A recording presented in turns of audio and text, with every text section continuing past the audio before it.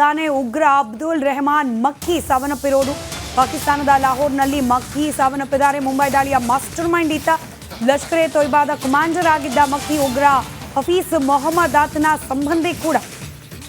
ಜಾಗತಿಕ ಉಗ್ರ ಅಂತ ಹೇಳಿ ಈತನನ್ನ ವಿಶ್ವಸಂಸ್ಥೆಯೇ ಘೋಷಿಸಿತ್ತು. ಈಗ ಈತ ಹತನಾಗಿದ್ದಾನೆ ಅನ್ನೋ ಮಾಹಿತಿ ಲಭ್ಯವಾಗ್ತಾ ಇದೆ. ಲಷ್ಕರ್ ಎ ತೊಯ್ಬಾ ಸಂಘಟನೆಯ ಮೋಸ್ಟ್ ವಾಂಟೆಡ್ ಉಗ್ರ, ಮುಂಬೈ ದಾಳಿಯ ಮಾಸ್ಟರ್ ಮೈಂಡ್ ಅಬ್ದುಲ್ ರೆಹಮಾನ್ ಮಕ್ಕಿ ಹತನಾಗಿದ್ದಾನೆ ಅನ್ನೋ ಮಾಹಿತಿ ಲಭ್ಯವಾಗ್ತಾ ಇದೆ. ಪಾಕಿಸ್ತಾನದ ಲಾಹೋರ್ನಲ್ಲಿ ಈತ ಸಾವನ್ನಪ್ಪಿದ್ದಾನೆ.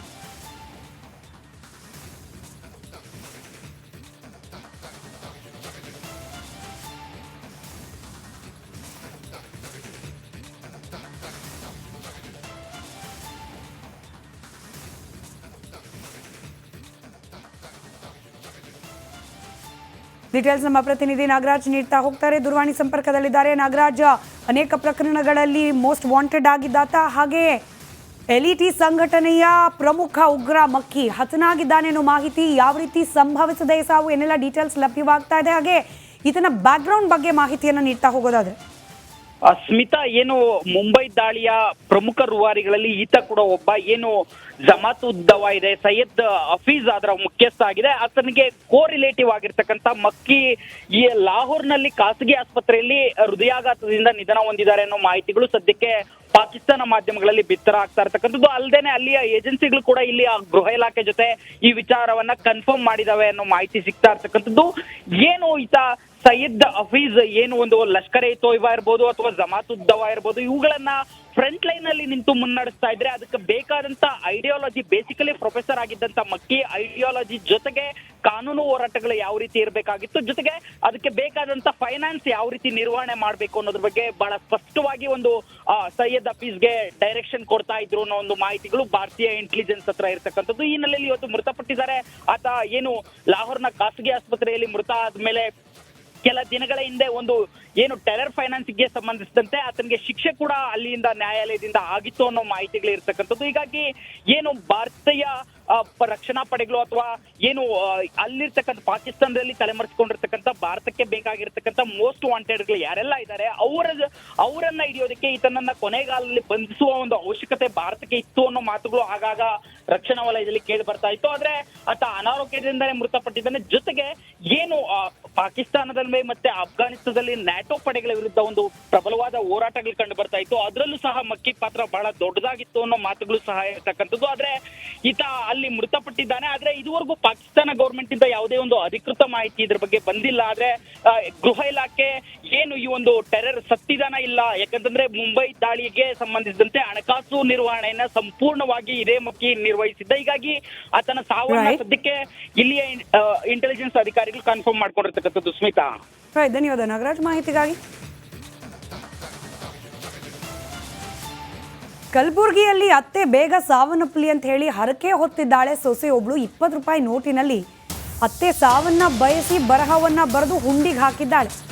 ನೋಟ್ ಮೇಲೆ ಅತ್ತೆ ಸಾಯಿಲಿ ಅಂತ ಹೇಳಿ ಸೊಸೆ ಬರೆದಿರೋದು. ಕಲಬುರಗಿ ಅಫ್ಸಲ್ಪುರದ ಭಾಗ್ಯವಂತಿ ದೇಗುಲದ ಹುಂಡಿ ಎಣಿಕೆ ಮಾಡುವಾಗ ಈ ವಿಚಿತ್ರ ಹರಕೆ ಪತ್ತೆಯಾಗಿದೆ.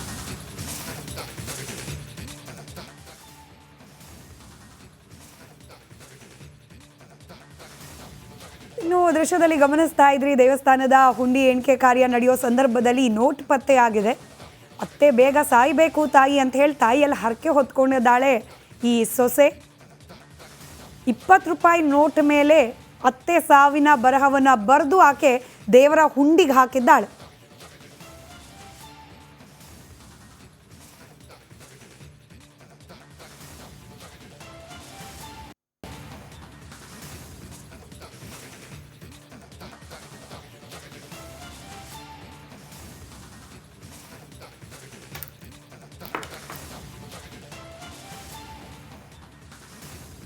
ತಾನೇ ಉಗ್ರ ಅಬ್ದುಲ್ ರೆಹಮಾನ್ ಮಕ್ಕಿ ಸಾವನ್ನಪ್ಪಿರೋದು. ಪಾಕಿಸ್ತಾನದ ಲಾಹೋರ್ನಲ್ಲಿ ಮಕ್ಕಿ ಸಾವನ್ನಪ್ಪಿದ್ದಾರೆ. ಮುಂಬೈ ದಾಳಿಯ ಮಾಸ್ಟರ್ ಮೈಂಡ್ ಈತ. ಲಷ್ಕರ್ ಎ ತೊಯ್ಬಾದ ಕಮಾಂಡರ್ ಆಗಿದ್ದ ಮಕ್ಕಿ ಉಗ್ರ ಹಫೀಜ್ ಮೊಹಮ್ಮದ್ ಆತನ ಸಂಬಂಧಿ ಕೂಡ. ಜಾಗತಿಕ ಉಗ್ರ ಅಂತ ಹೇಳಿ ಈತನನ್ನ ವಿಶ್ವಸಂಸ್ಥೆಯೇ ಘೋಷಿಸಿತ್ತು. ಈಗ ಈತ ಹತನಾಗಿದ್ದಾನೆ ಅನ್ನೋ ಮಾಹಿತಿ ಲಭ್ಯವಾಗ್ತಾ ಇದೆ. ಲಷ್ಕರ್ ಎ ತೊಯ್ಬಾ ಸಂಘಟನೆಯ ಮೋಸ್ಟ್ ವಾಂಟೆಡ್ ಉಗ್ರ ಮುಂಬೈ ದಾಳಿಯ ಮಾಸ್ಟರ್ ಮೈಂಡ್ ಅಬ್ದುಲ್ ರೆಹಮಾನ್ ಮಕ್ಕಿ ಹತನಾಗಿದ್ದಾನೆ ಅನ್ನೋ ಮಾಹಿತಿ ಲಭ್ಯವಾಗ್ತಾ ಇದೆ. ಪಾಕಿಸ್ತಾನದ ಲಾಹೋರ್ನಲ್ಲಿ ಈತ ಸಾವನ್ನಪ್ಪಿದ್ದಾನೆ.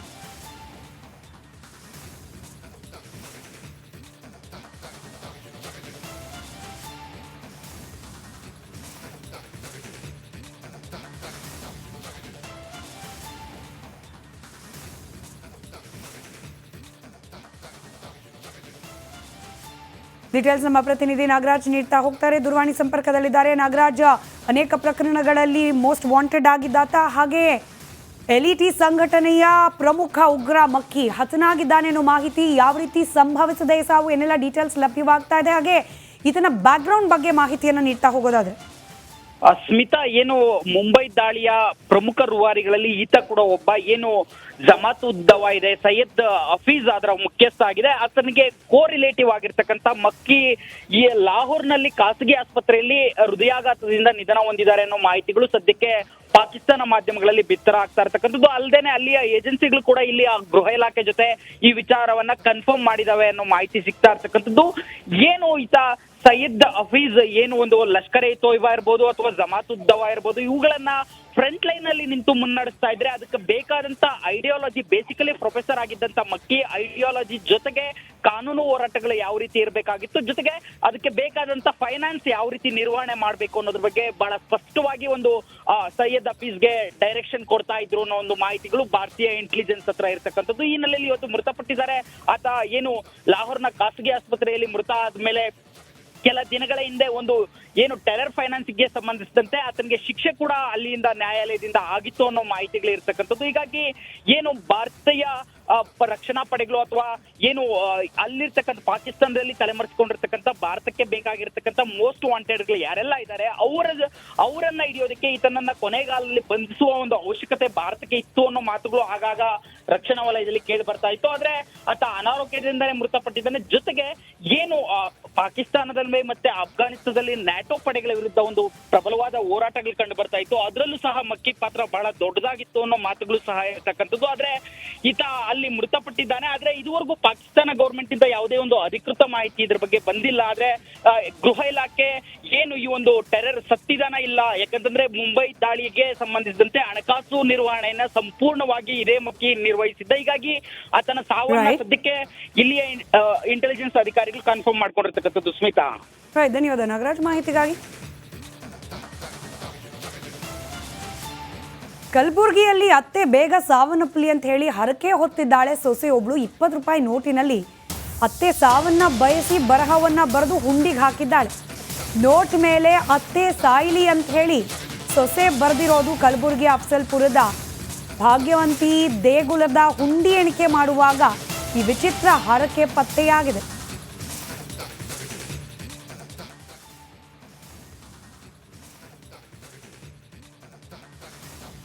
ಇನ್ನು ದೃಶ್ಯದಲ್ಲಿ ಗಮನಿಸ್ತಾ ಇದ್ರಿ, ದೇವಸ್ಥಾನದ ಹುಂಡಿ ಎಣಿಕೆ ಕಾರ್ಯ ನಡೆಯೋ ಸಂದರ್ಭದಲ್ಲಿ ನೋಟ್ ಪತ್ತೆಯಾಗಿದೆ.